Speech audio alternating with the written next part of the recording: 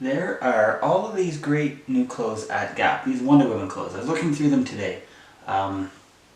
There's stretch jersey leggings, there's a zip hoodie, there's Wonder Woman jersey capris. If you get down to the women, there's a great Wonder Woman denim jacket as well, and some t-shirts and some leggings.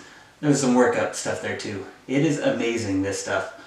But one thing I did notice was that there was quite the lack of Wonder Woman stuff for men and boys. In fact, when I was looking through the Gap Wonder Woman collection, I saw 0 things that were specifically for men and boys. Now look, I'm not going to sit here and pretend that there's some crisis facing boys and men when it comes to representation in superhero genres. In fact, we know the exact opposite is the case. Boys and men have all kinds of superhero options, and only recently have women become a little bit more represented in mainstream superhero merchandising and everything. And you see things with Star Wars and Rey. There is no shortage of men superhero. And although there have been more women recently that have been featured in some of these superhero movies or Star Wars or Star Trek, there is still far fewer women and women of color and women of diverse backgrounds than there are men superheroes. That's not the issue. The issue here is the severe underrepresentation of women role models for boys and men. And when you see things like this, where there are no Wonder Woman things for boys and men, it's just another one of those examples of us not telling boys, not telling men that they should be looking to these women for the examples of role models as well. Too often we see women represented solely as these, caring and tender people. So we see them, holding babies or smelling flowers or hugging a child when they need it. And we don't also show the fact that these women are strong and powerful and determined. We keep that too often as a trait that boys learn from boys and men.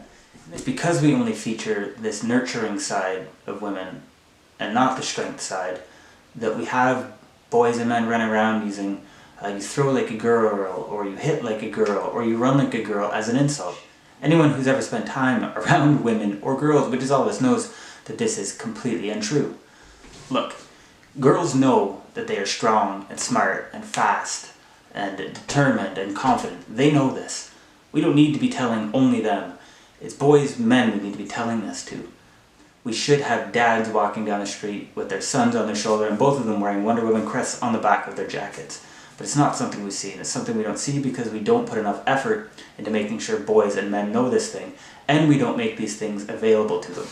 And sure, you can, if you dig deep enough, find Wonder Woman jackets, Wonder Woman shirts, Wonder Woman leggings that are made for men.